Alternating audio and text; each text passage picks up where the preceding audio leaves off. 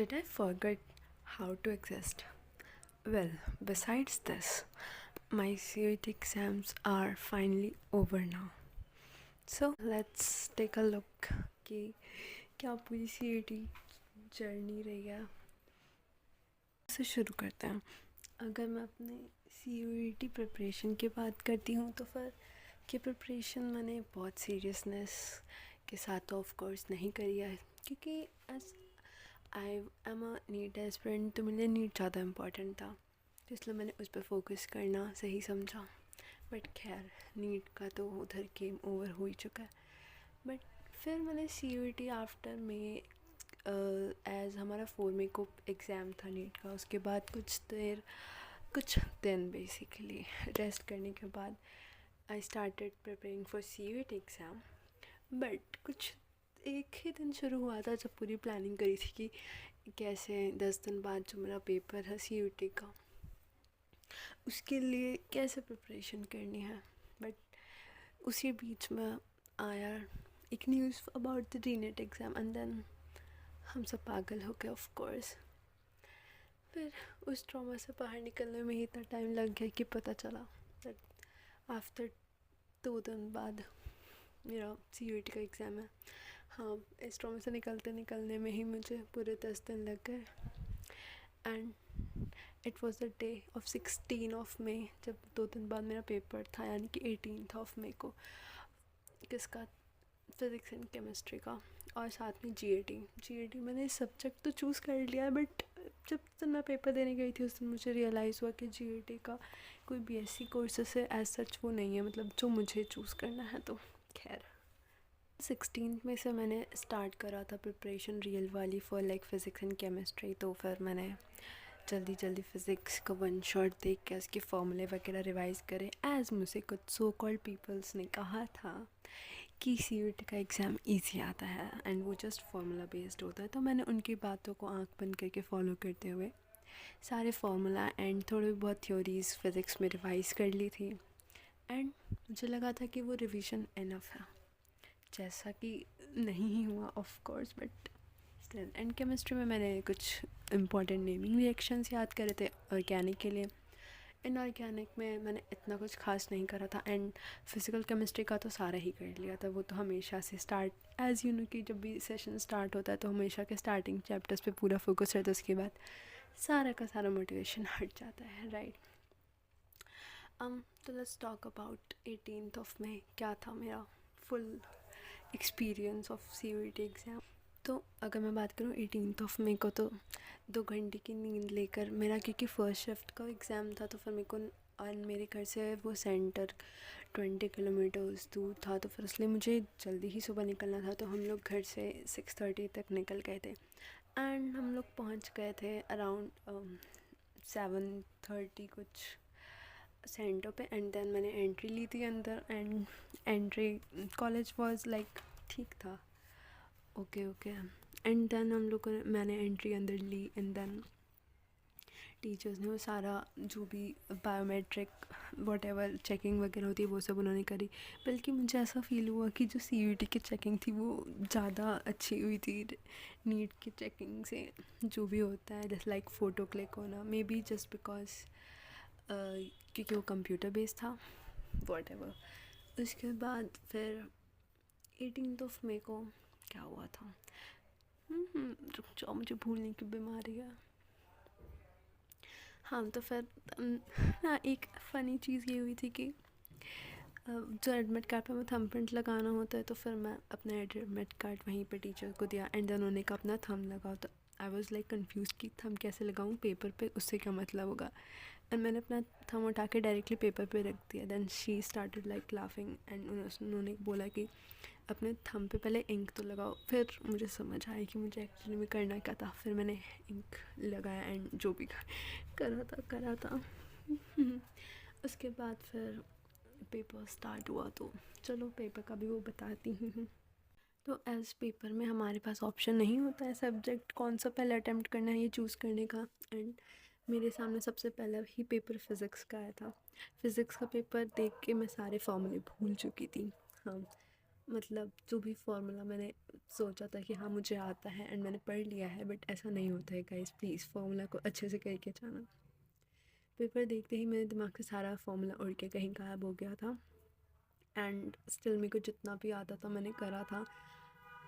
Sorry for the background noises. तो जितना भी मुझे आता था मैंने करा था, और मैंने काफ़ी एक्सपेक्टेशंस के हिसाब से तो काफ़ी कम ही अटेम्प्ट करे थे फिज़िक्स में स्टिल। इसके बाद केमिस्ट्री का पेपर वॉज ओके, लाइक ठीक गया, बहुत बेकार भी नहीं किया, बहुत अच्छा भी नहीं किया। उसमें ऑर्गेनिक के रिएक्शंस काफ़ी थे और इनऑर्गेनिक में भी ठीक ठाक ही क्वेश्चंस थे। बाकी फ़िज़िकल से भी थे मिक्स क्वेश्चन था, सही पे अच्छा पेपर था केमिस्ट्री का। उसमें मैंने डिसेंट क्वेश्चंस अटेम्प्ट करे हैं। फिर जीएटी तो मुझे लगा था कि मेरे पास लाइक नीट के बाद काफ़ी दिन तो मैं जीएटी कर लूँगी, बट मैं जीएटी में कुछ भी नहीं कर पाई थी एट द एंड। तो बस मैं जीएटी बिना ही कुछ पढ़े ही गई थी जीएटी का एग्ज़ाम में। स्टिल मैंने जीएटी में भी अराउंड 20 ही क्वेश्चंस अटैम्प्ट किए थे, एज मेरे को एंड में पता चल गया था कि वो हम मेरे कोर्स से उसका कोई लेना देना नहीं है, क्योंकि साइंस स्ट्रीम वाले लोगों का लाइक जिन्होंने बायो ले रखा है उनके लिए बस पीसीबी ही मैटर करता है, राइट। सो हाँ, तो फिर जीएटी वाज ओके, ठीक क्वेश्चन था, लाइक अगर आप में थोड़ा लॉजिक लगाओ तो कर ही सकते हैं, राइट। फिर मेरा पेपर बचा था बायो और इंग्लिश का। तो ये पेपर मेरा 28 को होना था and I have like prepared जितना भी मुझे करना था ऑलरेडी। मैंने प्रिपरेशन कर ली थी पहले ही बायो के लिए, क्योंकि बायो तो सबका फेवरेट सब्जेक्ट होता है, राइट। मतलब ठीक ठाक से मैंने थोड़ा बहुत पढ़ लिया था, ये था कि 28 तक इतना इतना हो जाएगा पूरा। एंड फिर मुझे पता चला कि 28 वाला पेपर तो पोस्टपोन हो गया।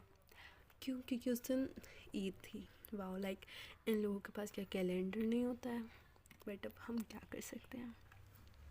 फिर हमारा पेपर पोस्टपोन हो गया एंड देन मैं बहुत चिल हो गई कि अब तो पेपर जून में ही होगा। And then at the Saturday night, like Saturday night को मुझे अपने एक फ्रेंड से पता चला कि लाइक हमारा सेंटर सेम पड़ रहा था।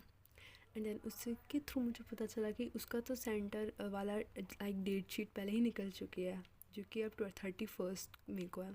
फिर मैंने अपना वापस से लॉगिन करके एडमिट कार्ड वाली जगह पे जाके देखा तो मुझे पता चला कि वाह मेरा कल पेपर है। एंड देन मैंने फटाफट से लाइक एडमिट कार्ड का वो करा, प्रिंट आउट निकलवाया, उसे फिल करा, रेडी करा। और फिर जितने भी दिमाग में था, जितनी भी दिमाग में बुद्धि थी वो सारी बुद्धि लगा कर मैंने अपनी बायो रिवाइज़ करी। And please evolution chapter of course उसको मिस मत करना। और उसका वो जो डाइग्राम्स थे, जो 2 चार्ट्स थे, वो उनमें से तो बहुत लाइक क्वेश्चंस आए थे जो कि सब इग्नोर कर देते हैं, राइट।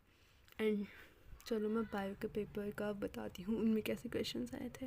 बायो का पेपर वॉज लाइक अच्छा पेपर था, लाइक ऑफ कोर्स सिंपल सी बात है कि अगर आपने एनसीईआरटी करी है तो आप कर लोगे। बट मेरे पेपर में 5 क्वेश्चंस ऐसे आए थे जो कि इंडियन साइंटिस्ट के ऊपर बेस्ड थे। लाइक इंडियन साइंटिस्ट मतलब पूरी एनसीईआरटी में मुश्किल से एक ही साइंटिस्ट मुझे याद है जो कि इंडियन है और जिसके बारे में बात करी गई है, वो मोल बायो वाले चैप्टर में HR गोविंद या जो भी नाम है उनका, उससे रिलेटेड क्वेश्चन था भी नहीं। जो 5 था वो पता नहीं कौन से साइंटिस्ट थे एंड पता नहीं कौन सा क्वेश्चन था एंड पता नहीं एनटीए क्यों ये एक्सपेक्ट करता है कि मुझे ये बात पता होनी चाहिए कि इन साइंटिस्ट ने क्या करा है। मुझे ओवरऑल बाकी साइंटिस्ट के नाम आते थे, उनका काम भी आता था, उससे क्वेश्चन एक दो आए भी थे। But what do you mean by Indian scientist का नाम देखिए क्वेश्चंस पूछना, जो कि हमें कभी पढ़वाया ही नहीं गया। तो क्या एक्सपेक्ट करते हो कि क्या हम उसे कर सकते हैं।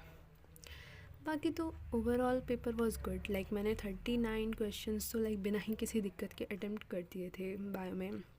बाकी मैंने थोड़े से तुक्के लगा दिए एंड थोड़ा जो कन्फ्यूजन वाला था वो भी मैंने सारा ही अटेम्प्ट कर दिया एक्चुअली बायो में, तो पूरा का पूरा पेपर ही। एंड अबाउट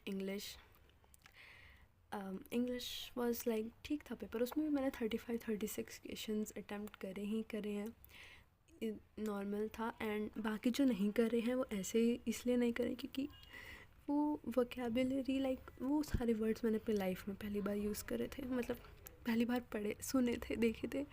ऐसे वर्ड्स एग्जिस्ट भी करते हैं मुझे नहीं पता, लाइक उन वर्ड्स के बारे में बिल्कुल कोई आइडिया नहीं था, तो फालतू क्या ही मैं उनमें कुछ करती। तो मैंने 35-36 क्वेश्चन आई थिंक अटेम्प्ट करे थे इंग्लिश में। बाकी overall paper was good paper बस मैं यही प्रे करी थी, जैसे 30 में वाले बच्चों के साथ हुआ है, उनका server down and paper late होना, पेपर कैंसिल होना वगैरह वगैरह। तो आई वाज जस्ट प्रेइंग कि मेरे साथ ऐसा ना हो, हमारा सर्वर इतना लो या डाउन ना जाए। बाकी तो ओवरऑल सब बढ़िया ही था। उसके बाद मेरे को जस्ट लाइक जो भी इन्विजिलेटर थे उनके जस्ट नेक्स्ट वाली सीट ही मिली थी, तो वहाँ पे बैठ के मैं बच्चों को जज कर रही थी ही एंड बाकी तो ठीक ही था। But paper and exams whatever वो ओवर हो चुका है अभी। लाइक पता नहीं, मेरे डिसेंट स्कोर जो एक्सपेक्टेड है उस हिसाब से तो पता नहीं मुझे क्यों नहीं लग रहा कुछ उम्मीद खुद से। बट उम्मीद पे दुनिया का है, राइट, तो घबराने का नहीं। बाकी देखते हैं क्या करना है। अभी तो मुझे एग्ज़ाम ख़त्म होने के बाद जो शांति मिलती है वो शांति नहीं मिल रही है, because I am very confuse कि अभी मुझे करना क्या है क्या नहीं करना। उसका मेन रीज़न ये भी है कि अभी यार नीट के लिए भी पढ़ना है। आज तो 1 जून है एंड देन आप देखोगे तो बस लाइक 19 डेज़ ही बचे हुए हैं, 21 को तो है ही पेपर। तो जब तक वो पेपर नहीं जाता तब तक थोड़ी सी शांति तो नहीं ही मिलने वाली है। तो अब चलो उसके लिए पढ़ाई करना स्टार्ट करते हैं। तो जाओ गाइस, पढ़ाई करो।